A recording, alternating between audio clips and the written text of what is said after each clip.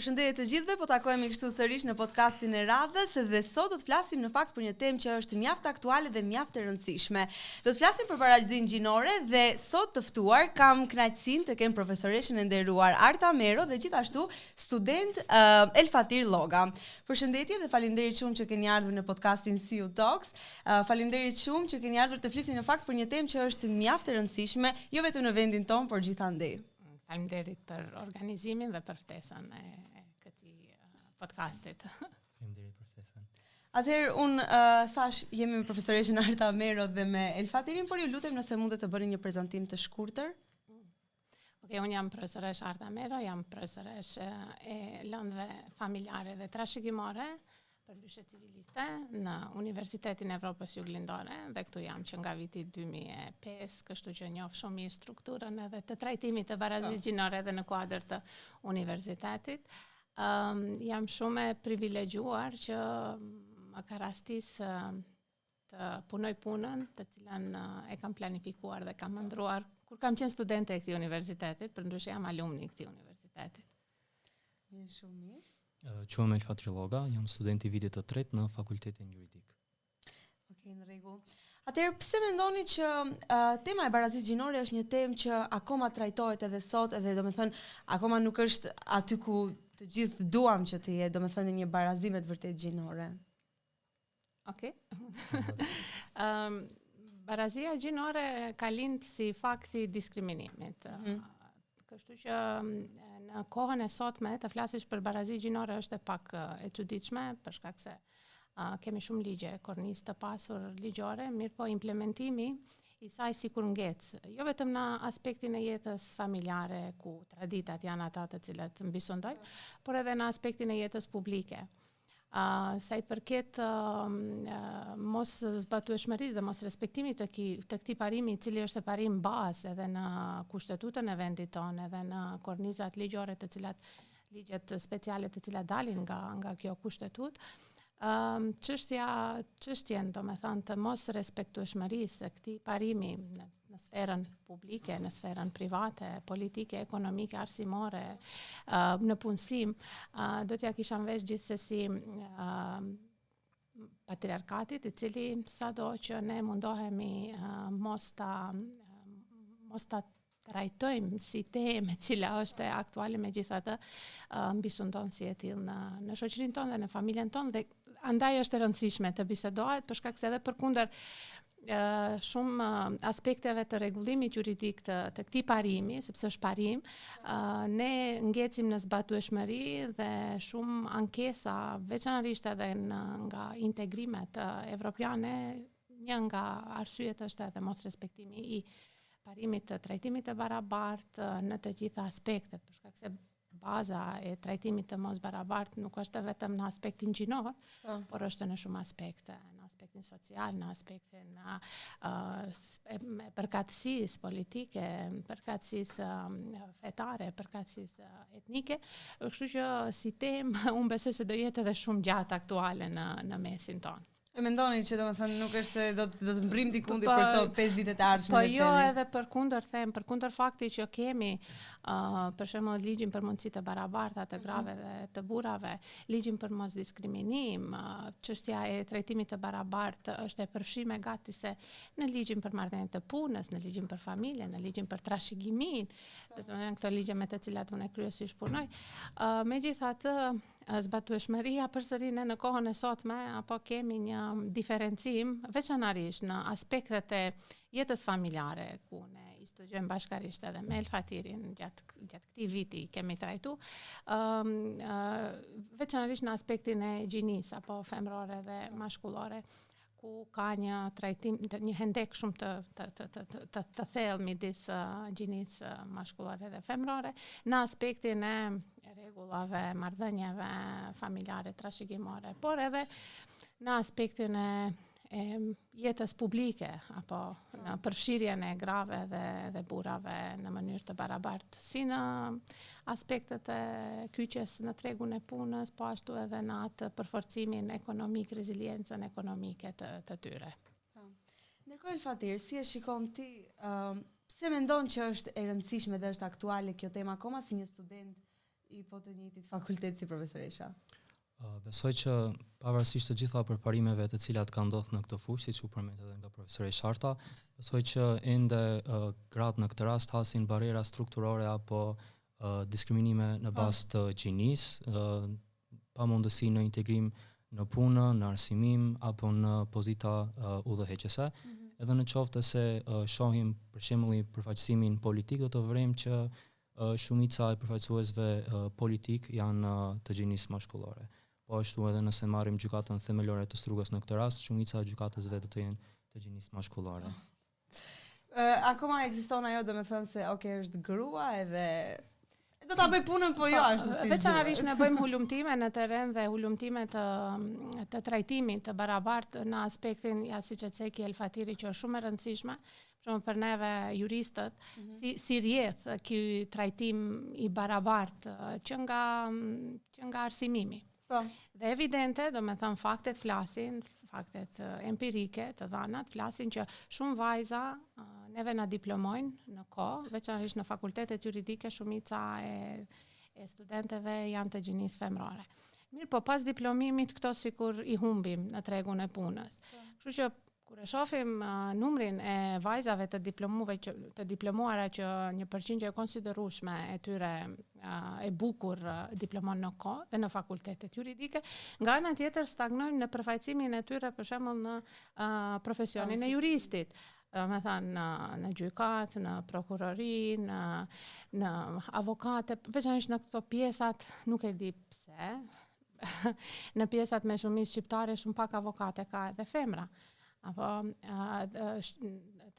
të cilat edhe përkundër rezultateve shumë të mira, domethënë krijimit të asaj logjikës juridike, unë e them, çdo gjenerat kam respekt të veçantë, jo vetëm për vajzat, por edhe për djem, për shkak se ato arrijnë që deri në vit të 4 të zhvillojnë një logjikë juridike dhe të jenë të vetëdijshëm për problemet juridike me të cilën ata do të përballen gjatë profesionit të tyre, dhe kjo nuk ju bën përshtypje vajzave që nuk mund t'ia dalin, edhe djemve gjithashtu.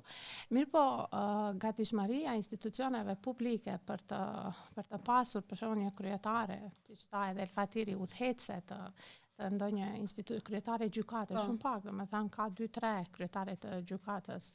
Vetëm mundesh ti numërojsh, nuk është ekzistojnë ende stereotipe gjinore në këtë aspekt. Kjo është e pasojë që në fakt kjo është edhe domethënë tema që doshim të trajtojmë sot, sepse të gjithë mendojnë që kur flet për barazinë gjinore dëshiron të ulësh meshkujt dhe të ngresh femra, domethënë kupton ajo kur nuk ka qenë feminizmi në thelb, por janë këto punët e vogla që ju duken meshkujve, por që janë mjaft të mëdha te gratë, sepse me të vërtet ekzistojnë akoma stereotipe të ndryshme. Ku shihni që keni një përparim të barazisë gjinore kur një pjesëtar i gjinisë së kundër flet, domethënë për mundësi të barabarta, po ja për shembull El Fatiri është i edukum deri në atë shkallë, saqë e pranon faktin edhe përkundër se është mashkull, e pranon që ka një problem. Sepse meshkujt në fakt tremen kur një femër e përmend barazinë gjinore, tremen direkt sepse mendojnë që jemi duke u marr vendin e punës ose nuk e di. Mendojnë që jemi duke marr vëmendje të tepruar. Po jo, nuk duhet shifet për shembull çdo herë të sulmohet gjinia. Për shembull në drejtën familjare ka shumë stereotipe gjinore që i tangojnë edhe gjinin mashkullore. Për shembull ne kemi biseduar çdo herë pse gjatë shkurorzimit të martesës me patjetër fëmia duhet të jepet nanës. Kjo është një stereotip gjinor. Pse mos i jepet edhe babës? Sepse ligji thotë të dy prindrit janë të barabartë në këtë aspekt. Domethënë është kriju ky stereotip se nana është prindi më i mirë, që nuk domethënë se është ashtu. Jo në çdo rast. Po. Atëherë ju i përmendet edhe domethënë ligjet e ndryshme që jam shumë e sigurt që të dy ju i dini mjaft mirë, por si e shikoni avansimin juridik në bazë gjinore, domethënë nuk e di, sa kemi avancuar si shoqëri? Këtu dalin dy çështje, sa kemi avancuar si shoqëri dhe si e shohim trajtimin juridik. Trajtimi juridik krejt është në rregull. Kornizat juridike janë krejt tip-top, domethënë nuk ka nuk kemi ndonjë problem aty, për shkak se i hapim ligjet dhe janë shumë bukur të dizajnuara si të tilla. Mirëpo stagnimi është domethënë te aspekti i implementimit të këtyre ligjeve nga ne shoqëria. Këtu do t'ua kisha në vesh fajtor, apo janë institucionet ata të cilat nuk respektojnë këto ligje, dhe mos kërkimi i përgjegjësisë. për shkak të faktit se çështjen e çështjen e diskriminimit dhe domethënë respektimin e mos diskriminimit e shohin si diçka shumë normale, si diçka që nuk ka pasoja juridike, megjithatë ligjet janë shumë evidente edhe për masat të cilat duhet të ndërmerren në situata të mos respektimit të këtyre parimeve. Unë këtu gjithashtu do të kisha cek edhe rregullore të cilat i ka universiteti jonë, të cilat gjithashtu janë në linjë të kornizës juridike të parimit të mos diskriminimit dhe trajtimit të barabartë. Është një rregullore ku aty, domethënë është rregullorja për mos diskriminim dhe trajtim të barabartë, e cila është ku janë të përfshim këto parime të respektohen jo vetëm ndaj stafit, por edhe ndaj studentëve. E tani, ndoshta këtë rregullore e din vetëm studentët e fakultetit juridik, po ndoshta edhe ato jo. Dhe vetëm ato. Sepse ne kemi dyshime. Ne si popull nuk kemi mësuar të lexojmë ligjet. Nuk kemi mësuar që të gjejmë informata tek ndërkaq vazhdimisht rrim me celular në dorë dhe vazhdimisht informatat i marrim të dorës së dytë. Dhe themi që domethënë nuk ka ligj për këtë, nuk është e vërtetë që s'ka ligje, mirë po e vërteta është që zbatueshmëria e këtyre ligjeve vjen nga ne, nga një profesor, apo një profesor i cili sipas rregullores e ka të ndaluar të cënoj dinjitetin në aspektin e bazës diskriminuese të studentit, ai profesor duhet të merren masa dhe duhet të paraqiten. Te neve nuk paraqiten rastet e diskriminimit jo vetëm domethënë në institucionet private dhe publike, ndërkaq ka shumë. Për shembull, mobbingu është një nga bazat diskriminuese, është një shqetësim psiqik i cili u bëhet punëtorëve në vendin e punës, ndërka shumë pak raste të paraqitjes së mobbingut në nivel të shtetit ka, domethënë në vendin tonë. Kështu që faji nuk është te mos ekzistimi i kornizës juridike, faji është te zbatueshmëria, mos leximi dhe mos njohja e ligjit. Kështu që ne juristët mundohemi që të arsimojmë një brez të ri të shoqërisë e cila do të jetë e vetëdijshme për të gjitha ato të drejtat të cilat ju takojnë dhe drejtat të cilat të dinë ku t'i kërkojnë. Pra duhet edhe disa gjenerata të tjera të arsimohen dhe t'i kuptojnë, domethënë, ligjet e ndryshme që më pas të themi që kemi ecur deri diku përpara. Për shkak se në disa situata ju nuk jeni të vetëdijshëm që jeni të diskriminuar, për shkak se nuk e njihni atë fenomen. Nuk e dim fenomenin. Nuk e njeh fenomenin dhe ju diskriminoheni vazhdimisht ndërkaq nuk jeni të vetëdijshëm. Unë e vendoj edhe veten në këtë aspekt, domethënë në shumë raste, për shembull tani kur i kam studiu këto çështje, kur e kthej domethënë veten pas historikisht e shoh që në disa aspekte dhe kam qenë diskriminuar, apo kam qenë pas edhe në mobbing edhe, mirë po janë fenomenet të cilat ne nuk jemi të vetëdijshëm, sikurse edhe dhuna mbi bazë gjinore. Apo kur e bisedoj me studentët se edhe kontrollimi i telefonit është një aspekt i dhunës, domethënë atyre ju duket të çuditshme pse duhet të jetë një aspekt, është aspekti i dashurisë, jo aspekti i dhunës. Po është e normalizuar, domethënë çdo kontroll që ka dallime në gjini është një lloj mos trajtimi barabartë. Ndërkohë përmendi edhe profesoresha që domethënë janë duke u munduar që të sjellin breza të ri me frymë të re. Sa e ndjeni ju këtë frymën e re? Sa jeni të vetëdijshëm ju që në vendin ton ka domethënë diskriminime? Diskriminimi është shumë prezent, por siç u thek edhe nga profesoresha qëndron problemi sepse e shoh edhe tek kolegët e mi, besimi në drejtësi është shumë i vogël, për arsye se ose do të thuajnë që nuk ka ligj për këtë çështje, ose do të thuajnë që ligji nuk zbatohet, implementohet. Po, shumë e dëgjuar kjo. Nuk ka ligj, nuk ka shtet dhe vazhdojmë pastaj. Nuk është se shkojmë deri tek puna që ta shikojmë ligjin si është. Çdo herë fajin e shohim të tjerët. Të tjerët, po. Këtë temë e kam pas edhe me kolegë të cilët nuk janë të përfshirë në fakultetin juridik dhe shpesh ju them që edhe në qoftë se drejta juaj nuk pranohet në instancën e parë, ka instancë të dytë, ka instancë të tretë, plus kemi edhe institucione ndërkombëtare të cilat mund të na ndihmojnë me këtë çështje, po besoj të duhet edhe një kohë, një periudhë, ndoshta jo shumë e gjatë kohore për të arritur deri në një barazi gjinore. Po. Ndërkohë, më fal, mos u ndërprerja.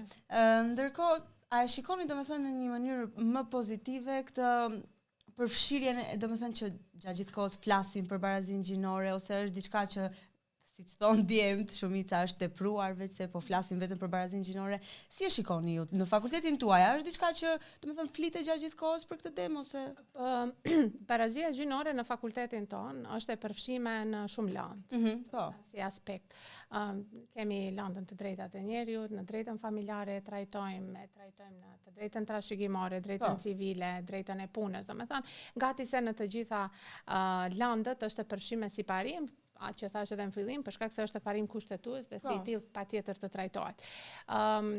Sa i përket temave, unë shumë preferoj që temat nga lëndët të cilat i ligjeroj t'i lidhi me çështjet aktuale, ku prezente është edhe diskriminimi eventual dhe studentët janë shumë të vetëdijshëm për këto situata të cilat i kemi ne në familjet tona edhe në shoqërinë tonë. Dhe janë shumë të hapur t'i bisedojnë. Domethënë aq e kanë të zhvilluar atë logjikën juridike saqë edhe janë të vetëdijshëm, madje unë aq e preferoj çdo herë ta marr veten si shembull për shumë çështje dhe janë të lirë të tregojnë edhe situata jetësore. Situata jetësore ku ndonjë antar i tyre i familjes ka qenë i diskriminuar, qoftë në aspektin e avancimit në karrierë, qoftë në aspektin e trashëgimisë, apo që është shumë e theksuar në shoqërinë tonë. Dhe tani, domethënë, të biseduarit e këtyre temave, sikur ka kriju një ndjeshmëri më të madhe, për shkak se nuk janë më tabu. Nuk janë çështje të cilat e dëmtojnë dikant. Nuk duhet ti shohim si një rrezik gjinor, nëse të njëjtat neve i sipërfaqim si të tilla dhe u themi që shifeni këtu jeni gabim dhe kjo nuk është për shkak se jeni të painformuar, mirë po këtë e bëni me vetdije, nëse e bëni me vetdije. Nëse bëhet një veprim i pavetdijshëm si i tillë, është e mirë që e njëjta të mos përsëritet dhe të mos vazhdohet me një trajtim të tillë. Unë nuk them që ndonjëherë edhe me pavetdije, unë i pyet studentët, a jeni ndjej ndonjëherë të diskriminuar nga ana ime, për shembull. Ka pas situata ku studentët janë shumë të lirë, është Elfatiri këtu të ma thuan edhe të vërtetën, profesoresh, ka pas raste që ti e ke përfshi këtë grup të studentëve më tepër në debate, neve nuk na ke përfshi, domethënë çdo respekt që tani studentët, rinia janë të vetëdijshëm për problemet të cilat i kemi ne si shoqëri dhe si familje dhe i bisedojmë. Edhe në fakt domethënë nuk kanë frikë ta flasin si gjas, vajzat ta zdjen. Vetëm çfarë ajo është më e rëndësishme. Çfarë nuk e shoh edhe diçka guximin e tyre për ta trajtuar edhe në instanca më të larta, siç tha edhe Elfatiri. Domethënë krejt çka bisedohet me një profesor i cili është i lirë që të ua dëgjoj, ndërkaq të ndëgjoj këto ankesa të diskriminimit dhe të mos përfshirjes së barabartë të tyre në instancat e universitetit në këtë rast. Mirë po, nuk e shoh guximin e tyre që këto t'i paraqesin. Ajo është aty ku ne çalojmë shumë. Ajo është edhe tema, domethënë ku me të vërtet ka, nuk e di, mendoj që në shoqërinë tonë ajo frika nga të tjerët e bën një vajzë për shembull mos të paraqes një situatë. Edhe frika nga e panjohura. Për shembull, sepse nuk dëgjojmë shpesh që një vajzë domethënë ka paraqitur, le ta themi, një profesor për diskriminim gjinor dhe të jenë të gjithë në anën e vajzës, do të jenë të gjithë në anën e profesorit, do thonë fatkeqësisht. Ajo është më e keqja. Domethënë, kjo është kur të gjitha këto ankesa, kërkesa lidhur me këto që është problem, nëse e njëjta nuk paraqitet dhe pastaj ajo vazhdohet me ata vazin nëse nuk i caktohen masa disciplinore një profesorit i cili bën diskriminim të tillë. Dhe kjo ngelet domethënë vetëm në kuluare të bisedave të lira dhe nuk ka rezultat. Domethënë unë do jem shumë e lumtur sikur këtu, domethënë jam e sigurt që e kemi arrit një stad të diskutimit të këtyre temave, edhe do isha shumë e lumtur sikur të ketë edhe jo me shpifje, jo me, domethënë me fakte, ne jemi jurist dhe mos vije që ne i shtym tash të shohim mirë, po të jenë të vetëdijshëm, domethënë të jenë të vetëdijshëm që ju cënohet një e drejtë mbi ndonjë bazë. Ndërkohë Elfatir, si student i universitetit ton, si e shikon ti parimin, domethënë, dhe respektimin e parimit të barazisë gjinore? A është aty ku duhet? Besoj që po, në universitetin ton parimi i barazisë ka arritur aty ku duhet të jetë, siç edhe shohim viteve të fundit, sa më shumë kemi edhe studente femra dhe studente të cilat janë shumë ekselente dhe të cilat pritet të arrijnë shumë në të ardhmen. Vetëm në klasën ton kemi shumë studente vajza të cilat janë shumë të dalluara dhe të cilat marrin pjesë në aktivitete të ndryshme bashkë me profesorë shartën apo edhe me profesorë të tjerë, pra nuk bëhet asnjë diskriminim në bazë gjinie, në bazë të zhvillimeve arsimore apo mundësive të cilat na ofrohen nga profesorët. Pra ka aktivitete përfshirje për të gjithë studentët. Kjo është diçka, domethënë shumë e bukur për të dëgjuar kur vjen nga një djalë i cili thekson që ka në klasën time shumë vajza të cilat janë ekselente. Dua ta theksoj që vitin e kaluar kishim një program për studim gjinor këtu në universitetin tonë në kuadër të klinikës juridike bashkë me organizatën një qeveritare Sheka dhe domethënë vetë fakti domethënë shumë është evidente që kur e lexojnë titullin studim gjinor më një herë ju shkon tek mendja tek feminizmi. Po, ajo është domethënë thash, ka një mirë, po jo am habit që kemi pas aty pjesëmarrës edhe të gjinisë, domethënë nga shkollat e mesme edhe të gjinisë mashkullore, edhe që kanë qenë shumë të përfshirë në këtë temë dhe shumë kanë qenë të zëshëm në respektimin e aspekteve gjinore, po. Kjo është një gjë shumë e bukur për të dëgjuar. Ndërkohë ju si profesoresh si e shikoni këtë, domethënë respektimin e parimeve gjinore? Këtu në universitet, jo që jam pjesë e këtij universiteti, sepse universitet, unë jam edhe kritikuese, më njohin shumë mirë edhe kolegët në universitet. Aty ku duhet? Jam kritikuese edhe te studentët edhe te vetja, po, në shumë raste. Mirë po, sa i përket parimit të barazisë, këtu mund të lavdrohem. Edhe lavdrohem çdo herë kur bisedojmë edhe jashtë universitetit. Jo vetëm në takime kështu oficiale, unë e theksoj veçantinë e universitetit tonë, për shkak se ne si universitet kemi rregullore të veçantë për mos diskriminim dhe trajtim të barabartë, që thash edhe më herët ku janë të përfshirë jo vetëm stafi si pala, po edhe studentët. Gjithashtu respektimi i parimit të barazisë shifet edhe në menaxhmentin e këtij universiteti, ku kemi prorektore, 2 prorektore femra, kemi dekane femra, në fakultet juridike kemi pas edhe profesoreshën e Ndjerë Mine që ka qenë femër.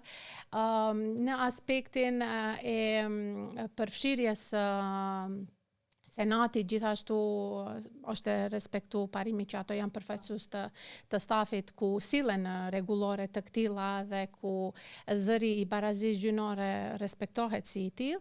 Dhe unë në këtë aspekt, domethënë si juriste tani, edhe si pjesë e stafit të këtij universitetit jam shumë e lumtur që kemi arrit të veçohemi nga universitetet tjera, edhe nga universiteti më i madh në vend që është Shën Kirili dhe Metodi, ku është evidente që neve po respektojmë edhe në aspektin e menaxhimit të këtij universiteti, edhe në aspektin e legjislativës jemi shumë në rregull, dhe me siguri kjo është për shkak se kritikat tona kanë pasur vend aty ku duhet dhe janë respektuar. Apo për shkak se nuk ka qenë kjo situatë e tillë në fillimet e këtij universiteti. Mirë po, zëri është ndëgjuar, ankesat janë ndëgjuar, janë marrë parasysh, kështu që sot edhe nasme mund të them në fakultetin juridik që tani është bë fakultet ndoshta i grave, për shkak se jemi aty gati se të barabartë. Kështu që çështja e trajtimit dhe respektimit, jo vetëm trajtimit, por respektimit të këtij parimi këtu në universitet është në nivelin e duhur. Dua të theksoj gjithashtu që ne si universitet jemi pjesë e një aleance të universiteteve më eminente evropiane dhe në ato work paket, domethënë ato grupet punuese, më falni, sepse në gjuhën angleze po e theksoj, në ato grupet punuese në grupin e 5 punus, ku janë 6, pako neve kemi marrë si obligim si universitet të punojmë në aspektin e mos diskriminimit, diversitetit, respektin e barazisë dhe në këtë drejtim ne do bëjmë një harmonizim me legjislacionet evropiane sa i përket këtyre parimeve, të diversitetit, të barazisë, të njëjtësisë, të mos diskriminimit, dhe kjo është një një sfidë shumë e madhe për ne, edhe si shoqëri, po edhe si universitet, për shkak se disa çështje, veçanërisht në aspektin e mos diskriminimit, te aspekti disa orientimeve të cilat nuk janë të pranueshme në vendin tonë, ne si universitet, më besoni, kur takohemi me universitetet të tjera evropiane, për shkak se kemi takime çdo 2 javë, ne lavdrohemi me rregulloret tona ku I kemi të përfshira këto tani që sa vite, ku garojmë me universitetet evropiane, dhe këtë nuk e flas unë kështu vetëm sa për të bë promovim, po këtë e flas për shkak se dokumentet të cilat ne I kemi, domethënë janë dokumente të cilat I kanë gati të gjithë universitetet evropiane, dhe kjo për neve do jetë një sfidë shumë e madhe, ku ne do të përfshim edhe disa baza tjera në aspektin e mos diskriminimit, të cilat tani për tani nuk janë të përfshima për shkak se ato margjinat e tolerancës na kanë leju për shkak të traditave dhe kulturës në shoqërinë tonë, mirë po besoj që pas 4 viteve do kemi një kodifikim të këtyre parimeve me universitetet tjera evropiane, duke respektu gjithsesi kornizën ligjore të cilën e kemi në vendin. Kjo është diçka që me të vërtet faleminderit shumë që e theksuat për të gjithë studentët të cilët janë duke na dëgjuar, sepse jo shumë studentë e din, besoj që vetëm ato të fakultetit tuaj mund ta dinë si gjë. Faleminderit shumë edhe një herë, sepse me të vërtet që duhet të theksohet, sepse në fakultetin ton ka domethënë një frymë europiane dhe dallohet shumë ajo. Nuk e themi edhe një herë, nuk e themi për ta lavdëruar universitetin, por çfarë e ka dhe kjo është diçka që ne nuk mund ta mohojmë. Unë më ka habit fakti sepse kam ditë që kemi dokumente të tilla tani me drejtorin e studimeve për çështje studentore, zotëria Bazin, jemi në këtë pako dhe domethënë çështja e mos diskriminimit domethënë ti kur veçanërisht për shembull mos diskriminimit të studentët, qasje të lirë, qasje edhe fizike për shembull për studentët të cilët kanë ndonjë pengesë fizike, domethënë universiteti jonë është I dizajnuar në atë formë që edhe studentëve të cilat, sepse edhe kjo është bazë diskriminuese, studentit bazë diskriminuese për shkak të paaftësisë fizike të ja pamundsosh qasjen në mësim dhe në klasë. Ndërkaq ne si universitet lavdrohemi aty që kemi, domethënë të gjitha klasat tona në universitet dhe komplet dizajnimi, infrastruktura e universitetit tonë është shumë e përshtatshme edhe për personat të cilët janë me nevoja të veçanta fizike apo me pengesa fizike dhe kanë të vështirë qasjen deri në. Domethënë kjo flet që universiteti është domethënë në mënyrë kështu I përfshim për të gjithë kategoritë e shoqërisë. Kjo është diçka me të vërtet për tu krenuar që kemi arritur deri këtu, sepse kjo është me të vërtet ajo çfarë ne duam të dëgjojmë. Barazia gjinore, kjo duhet të jetë domethënë thelbi që të kemi jo diskriminime. Ndërkohë si e shikoni në fakultetin juridik? Si student dhe si profesoresh, a mendoni që fakulteti juridik ka ndihmuar dhe apo ndihmon në këtë temë që është mjaft aktuale? Besoj që po, duke studiuar dhe duke marrë informacione nga të gjitha këto terme, qoftë në bazë diskriminimit apo terme të tjera juridike, na zgjeron mundësitë tona për të kuptuar më mirë këto çështje dhe për të udhëzuar njerëzit se ku të kërkojnë të drejtat e tyre, apo si të mbrohen në bazë të diskriminimeve të cilat ato I përjetojnë qoftë në jetën e përditshme apo qoftë në universitete. Udhëzimi është kryesorja. Duhet kemi me të vërtetë për shembull njerëz të cilët na udhëzojnë që kështu I kemi këta ligje, I keni këto të drejta. Ajo është kryesorja. Shiheni, fakulteti juridik, fakulteti juridik ka qenë gjithnjë I hapur për të diskutuar këto tema edhe në rrethin e studentëve, jo vetëm në këshill mësimor shkencor në kuadër të profesoratit, por edhe tek studentët ku ne kemi angazhuar qoftë përmes fakultetit, qoftë përmes klinikës juridike, kemi angazhuar pjesëmarrës nga institucionet publike që të vinë, por edhe nga organizatat qeveritare që merren, që I trajtojnë këto çështje.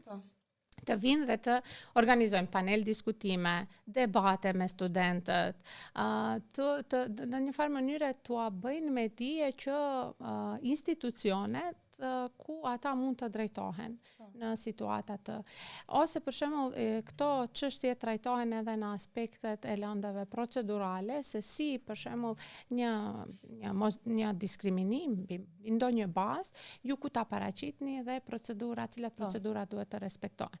Kështu që në aspektin e edukimit jemi shumë jemi shumë në rregull, domethënë, po përsëri kjo do ngelet tek studentët pasi që të diplomojnë, të jenë të vetëdijshëm për situatat të cilat mund t'ju vinë diskriminuese dhe të dinë se ku t'i paraqesin dhe mos t'i heshtin në asnjë mënyrë. Për shkak se unë e shoh këtu një zë revolucionar të studentët. Disa gjenerata i kanë pasi më të heshtur, mirë po kjo gjenerata e Elfatirit janë më të zëshëm në këtë aspekt dhe din të ankohen dhe din të kërkojnë, domethënë i din ato kufit e tyre dhe i din të drejtat të cilat ju takojnë, që për mua flet shumë. Do shta neve si profesor ndonjëherë nuk na konvenon, sepse janë shumë kërkues. Mirë po vetë fakti që ata janë të edukuar dhe të arsimuar në këtë aspekt, për shkak se respektimi i barazisë gjinore nuk mësohet në universitet. Ajo mësohet prej në familje. Dhe çfarë qasje ti do kesh, domethënë do kesh rezultat në trajtimin e këtyre temave, varet edhe prej çfarë backgroundi familjar të vinë studenti. Unë e shoh një kategori shumë të shëndosh të studentëve, të cilat janë të vetëdijshëm tani më për të drejtat, të cilat ju takojnë, janë të vetëdijshëm për bazat diskriminuese dhe janë të vetëdijshëm që të respektojnë edhe gjininë e kundër, pa marrë parasysh a janë femra ose meshkuj, studentë të cilët kanë ardhur deri në atë stadium që të thonë pse motra ime mos të merr pjesë nga masa trashëgimore. Ajo është, domethënë, një gjë mjaft e bukur për të dëgjuar, seriozisht, domethënë, këto janë gjëra të cilat e kuptojmë që shoqëria jon të paktën me hapa shumë të vegjël, por mendoj që është duke ecur përpara. Ndërkohë si përfund, sepse me të vërtetë është një temë shumë e bukur e do të kisha dashur ta flasim gjithë ditën bashkë, por si përfund, çfarë mesazhi keni për studentët të cilët janë të apasionuar pas kësaj teme dhe dëshirojnë që ta flasin, dëshirojnë që t'i japin zë barazisë gjinore? Çfarë mesazhi keni për ta? Jo vetëm për studentët e juridikut, për gjithë studentët që janë duke na dëgjuar. Fillimisht kjo temë të mos trajtohet si temë dytësore, po si primare, sepse ka një rëndësi shumë të rëndësishme si për zhvillimin ekonomik, stabilitetin demokratik apo mirëqenien shoqërore, dhe së dyti ne si student do të kemi më shumë vetbesim në fuqinë tonë si student që jemi, sepse në shumicën e rasteve besojmë që në qoftë se nuk kemi një pozitë të lartë apo në qoftë se nuk flasim me fjalë të mëdha, zëri jonë nuk do të dëgjohet. Por ndonjëherë mjafton të themi diçka të vogël, dhe ajo diçka e vogël është si një mbjellje një fare të vogël që më pas do të përhapet dhe mund të merret si një bazë shumë e rëndësishme. Elfatiri tha të gjitha. Jo, shifani, është shumë e rëndësishme që studentët, barazia gjinore nuk është temë vetëm e studentëve të juridikut dhe nuk është temë vetëm në aspektin e drejtësisë që duhet të trajtohet, për shkak se këto janë tema të cilat neve na tangojnë edhe në për shkolla fillore, apo edhe në familjet tona, edhe në shoqëri, në institucionet publike. Kështu që unë duhet ju kisha thënë studentëve që asnjëherë mos ta shfrenojnë zërin e tyre.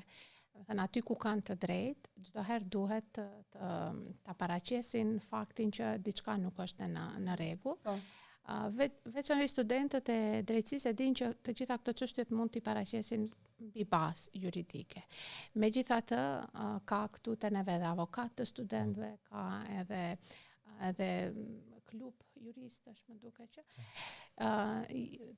edhe kolegët tjerë, domethënë këto studentët e fakultetit të drejtësisë të ndikojnë në një farë mënyre organizimi edhe të studentëve të tjerë për çështjet të cilat mendojnë se janë të diskriminuar. Për shkak se i bisedojmë, mirë po unë si profesoresh për disa çështje nuk mund të marr apo masa. Ju them, juve si student nuk e dini se çfarë armë dhe çfarë fuqie keni, sepse forca studentore ka ndryshuar edhe sistem edhe ka rrëzuar edhe sistem. Unë vetëm dua të ceki një aspekt që studentët e po këtij universitet, fakulteti juridik kanë arrit që të, për shkak se janë ndjej shumë të lënën bazatare, kanë arrit që të ndrojnë edhe dekanin para shumë viteve. Kështu që ata nuk e di sa janë të vetëdijshëm se çfarë fuqie kanë. Mirë, po duhet të jenë të bashkuar dhe duhet të jenë të vëmendshëm në aspektin se si kërkojnë realizimin e këtyre të drejtave. Atëherë edhe një herë faleminderit shumë që ishit sot në podcastin ton. Unë me të vërtetë kam shijuar shumë këtë bisedë, ishte një bisedë mjaft e bukur që i dham zë gjërave të cilat janë me të vërtetë të rëndësishme, edhe nuk folëm, domethënë, siç mund ta mendojnë të gjithë kur e kanë lexuar aty barazia gjinore. Ishte një temë që trajtuam njëjtë edhe femrat edhe meshkujt, ashtu siç duhet të jetë në të vërtetë. Po jo, një shoqëri është e zhvilluar kur i respekton të gjithë në mënyrë të barabartë. Faleminderit shumë edhe një herë. Ishte kënaqësi. Faleminderit juve. Atëherë folëm kështu për një temë mjaft të rëndësishme, mjaft aktuale dhe që në fakt duhet t'i jepet zë sa më shumë që t'jetë e mundur, ajo është barazia gjinore dhe kisha kënaqësinë që sot për këtë temë të flas me një profesorisht të nderuar dhe me student të Fakultetit të Juridikut. Unë ju falenderoj shumë që na ndoqët dhe do të takohemi sërish në podcastin e radhës me tema të tjera. Deri atëherë, mirëmbëjtje.